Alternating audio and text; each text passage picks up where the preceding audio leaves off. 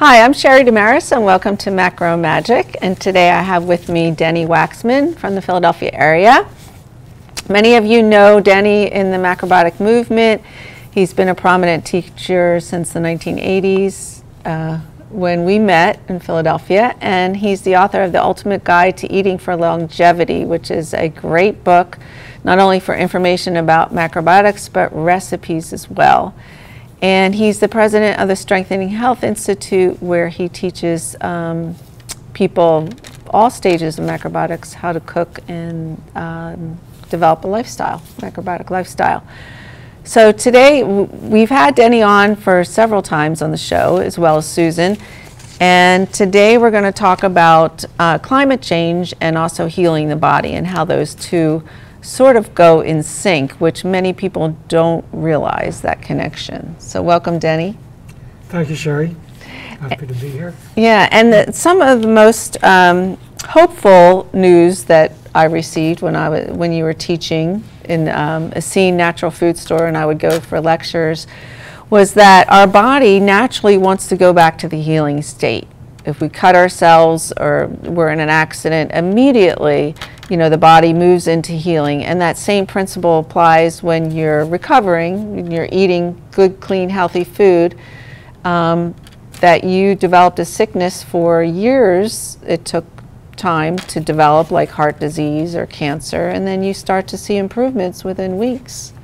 Right. So that whole premise can work along with climate change? Well, yes. Well, first of all, as you mentioned, we're self-healing beings. Our body knows how to and wants to return to health at any moment. At the same time, there's been a strong movement of looking outward to the government, the medical profession, or whatever organization to try to create not only health for us, but a healthy situation. And it certainly hasn't worked well in the last couple of years, and I don't think it'll work, period. On the other hand, we have the ability to create our own health. And when we're healthy, everything around us becomes healthy, including the environment. And when we're not, we see what we have now. So that's the number one point. But, if you say we're self-healing beings, we have the ability to create and maintain health, then how do we get sick? So the answer is actually quite simple. Number one is we don't really understand the basics of diet and health. But we do have models that have been around for thousands of years, which we'll come back to. So first of all, it's hard to be healthy if we don't really understand, what steps to take. So that's number one. But the bigger thing is we've been poisoning ourselves more and more because 70% of our food is GMO food. So between GMOs and glyphosate, we're poisoning ourselves and the environment. Together with that, 70% of the food that Americans eat is ultra-processed food. And as a result, you can see if you take obesity and overweight together, 70% plus are overweight or obese. And degenerative illness is it's epidemic, it's out of control because of that. In addition, in the 1800s, 50% of our time was outside in natural light. In the 1950s, when I grew up, 25%. Now it's 7%. 25% of when I was a kid. In other words, we're inside almost all the time being exposed to electromagnetic fields, radio waves, just the pollution. Together with that, lack of social contact. So basically we're doing everything that creates sickness and almost nothing, for the most part, that creates health. So this is the situation we've gotten ourselves into.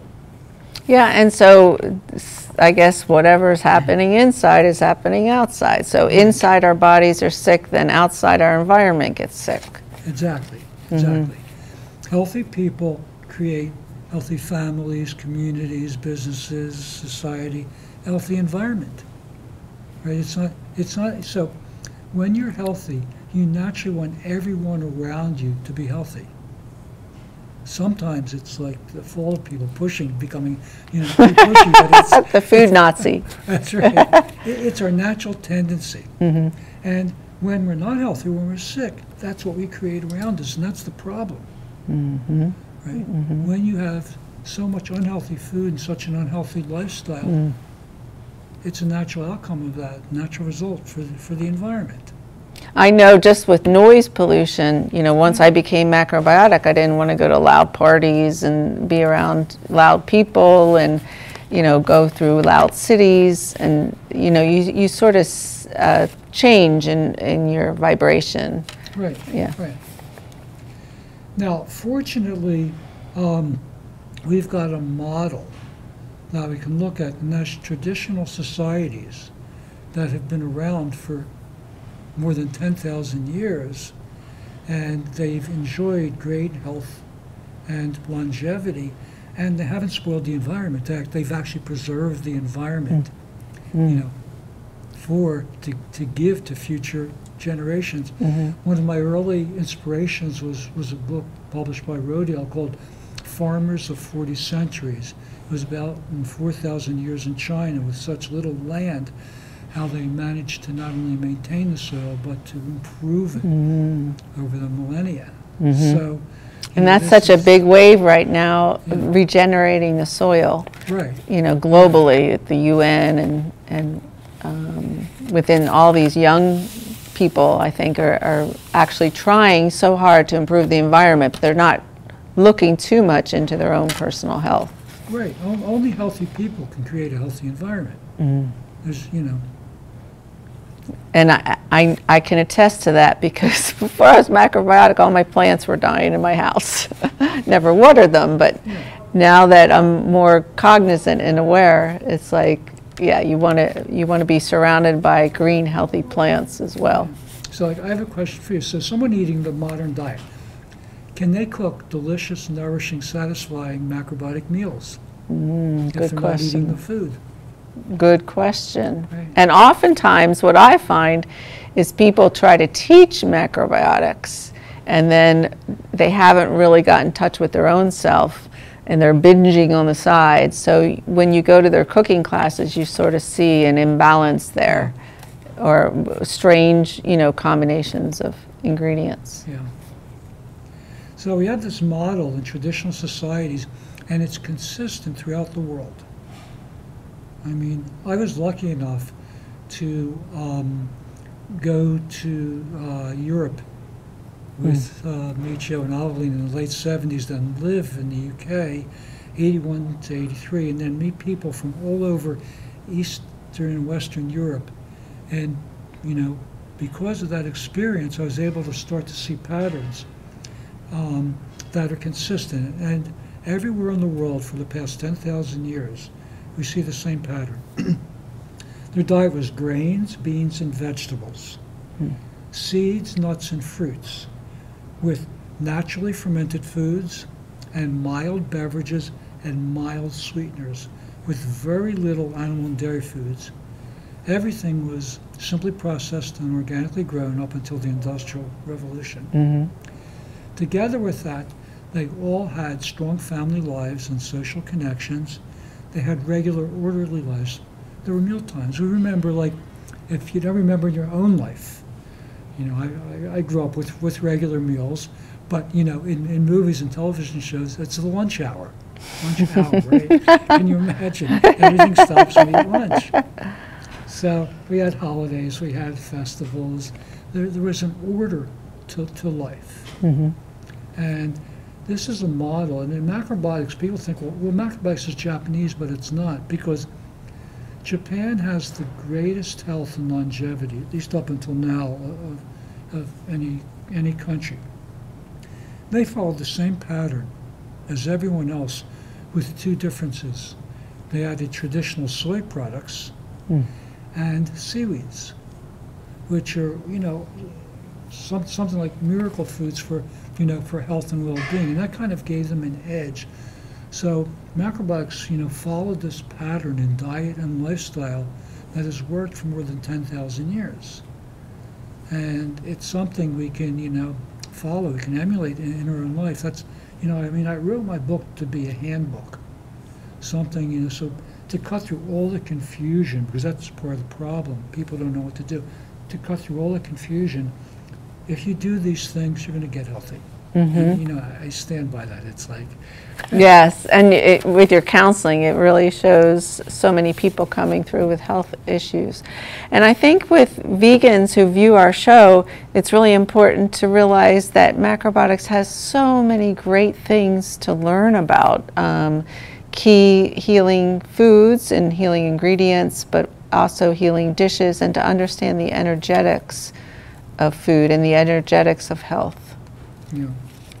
You know, another thing, well, a couple of things have come to light, you know, recently that's part of macrobiotics, because we've been saying for years to limit our exposure to electromagnetic fields and radio waves, and to get as much natural light and out, you know, outdoors. So the value, the importance of natural light and sunlight, and the harms of EMFs, radio frequencies, and blue light are coming out more all the time. But recently there's been a lot of discussion about intermittent fasting or time-restricted eating, which is a hallmark of macrobiotic practice, because we've been saying, since I've been involved, healthy food needs to end before 8 p.m. Of course, we don't want to eat after dinner. If we don't have breakfast till 8 a.m., we automatically have 12 hours without food. Now, the average in our country is 14 hours of eating. So just complying with that, 2 hours makes a world of difference. Now, some people say, well, you should restrict it to 8 hours, but I don't agree. Because macrobiotics already is a low-fat, calorie-restricted diet. That means if you skip breakfast 2 or 3 days a week, then you're getting to 16 hours, right? Stopping by 8, not eating till noon, you have 16 hours 2 or 3 times a week. So that brings out, you know, the uniqueness. It basically amplifies the power and the benefits of macrobiotic practice. Yeah, I love that. I love that. We're going to take a commercial break. We're going to see your commercial, which is really inspiring. And when we come back, we're going to learn more about healing ourselves and healing the planet.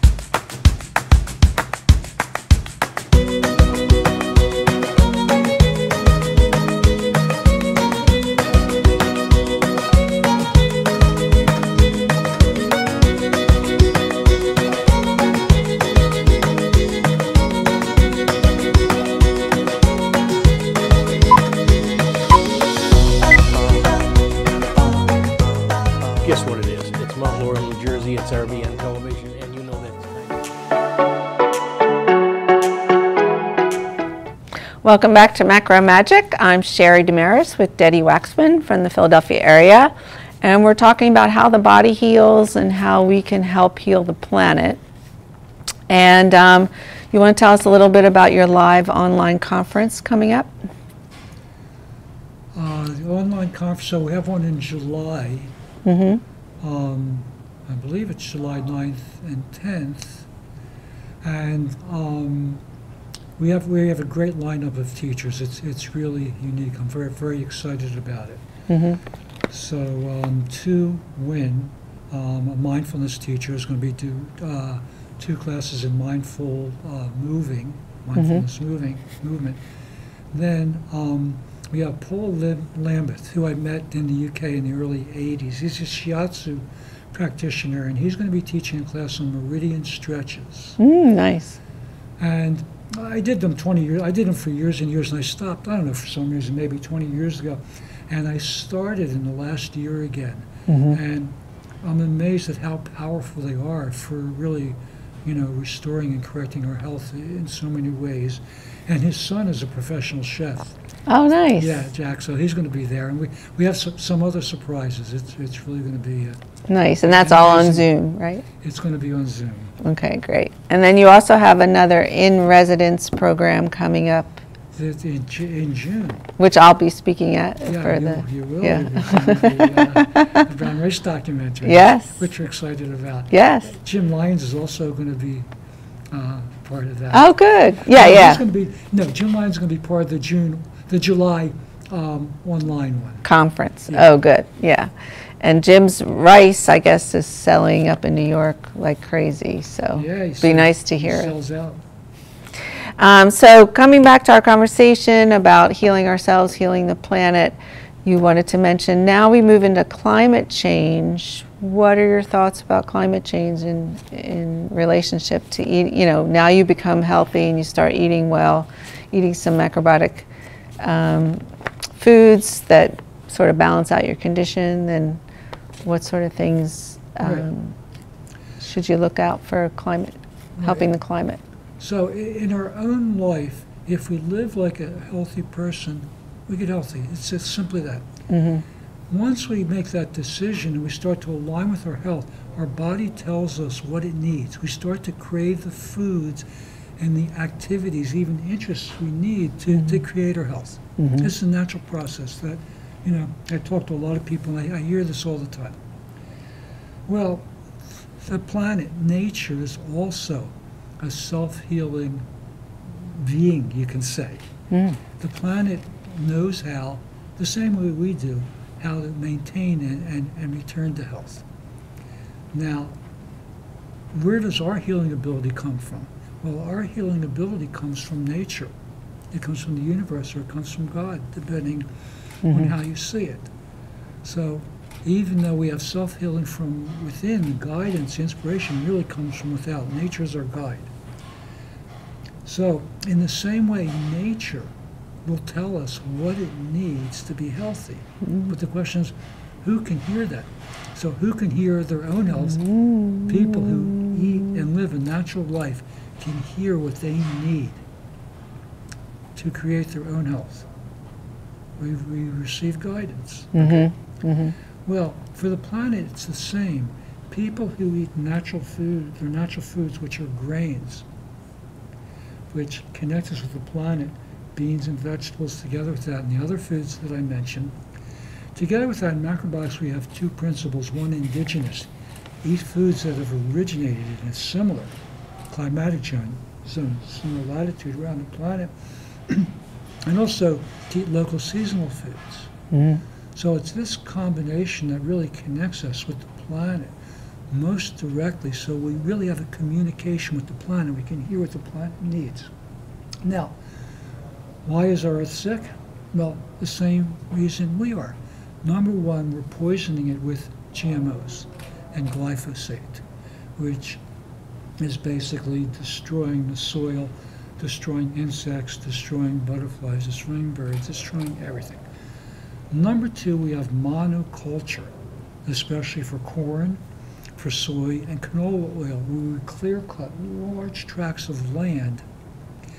Then when we take the trees away, then we have the pollution from that monoculture, plus the soil is the Earth's lymph system. It's the Earth's immune system.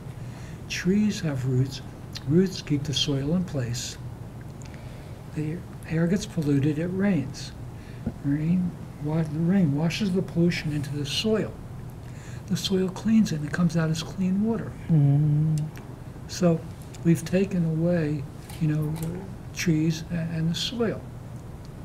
Then the next thing is factory farming. Factory farming, together with that, these three things together are poisoning the planet. Right? It's not industry. I'm sorry. I mean, the interesting thing, all these things are within our own reach. We can choose not to eat GMOs, like we do. We can choose to eat foods that were grown through, organic or biodynamic processes to support natural agriculture. We can choose, even if we choose to eat animal foods, most macrobiotic people don't, but some do, but to only, choose, pastured, grazed animal foods, not factory farmed, etc. So all these things, within our own ability, we can do this and they make an amazing change. So what we need to do is, there's like a revival of regenerative agriculture, of practices that can really restore the health to the soil and in turn to our planet. But this raises the question, because everyone's talking about carbon dioxide. So my question is carbon dioxide a friend or a foe? Now, not everyone will agree with me, but I think carbon dioxide is our friend. We have a connection, front-back relationship with nature. We breathe in oxygen and we breathe out carbon dioxide. Plants do the same, in a reverse way. They take in carbon dioxide and breathe out oxygen. That means by restoring a natural balance through trees and natural food, the carbon dioxide will be taken care of. But what I find interesting is that everything that's beneficial for life has been vilified, has been attacked. So not only carbon dioxide, but grains have been attacked in many different ways. People are afraid to eat rice because of arsenic. They're afraid to eat the gluten grains. Corn's almost all GMO. So all the principal grains on our planet in our history are all under attack. Salt is under attack. But the real science is low salt is as bad as, is probably more harmful than too much salt. So the two most important foods for independent health and independent thinking are grains and salt, hugely under attack. The sun is under attack. It doesn't cause melanoma. People with melanoma who get more sun exposure do better than others. It does cause basal cell carcinoma, which is a simple problem. Every other benefit of the sun is positive. Stress, which is necessary for developing a life, is under attack. Germs, which keep our immune system healthy, right, are under attack. So I kind of joke, but it's not really a joke. Germs are my friend. I love germs. Bring them on. That's it. And they're rolling in the dirt like a kid is the best thing you can do. And, Sure. Where do they have the most deadly germs? And the answer is in a hospital. Why? Because they're afraid of germs and they try to destroy them, and they basically make super germs, antibiotic, resistant MRSA and C. diff and all these other things. But if you'd like germs, you cultivate healthy ones. So my point is even safety, promoting safety over risk, over adventure. So basically everything we need for independent health and happiness is under attack. And I think carbon dioxide is another scapegoat. Another example I just thought of. Back in the 80s, when they really went after tobacco as the #1 cause of our health, I wrote an article called Smoke Screens.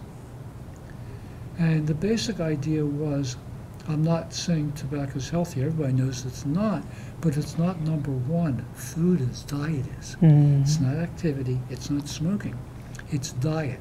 So it was a smoke screen taking our attention away And it hasn't gotten better. We've gotten more away from, what a healthy diet is.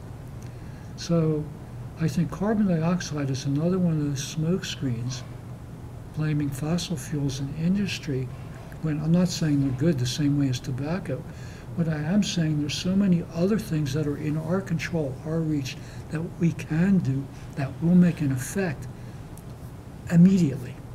So you eat healthy food today, you notice the benefits tomorrow. In 2 or 3 weeks, you're a different person as you. Yeah, for sure. Well, thank you, Denny. We got to wrap up. And thank you for coming on the show. I think what you said, especially about the soil being our natural lymph and to clean up the soil, really important ideas for your viewers. And thank you, viewers, for listening. Make sure to join us each week and visit our website, macromagic.com. We're putting up Denny's contact information if you'd like an appointment for counseling or to see any of his programs. Thank you so much for coming on the show and supporting the show. And this is Sheri DeMaris, and make sure to tune in next time. See you then.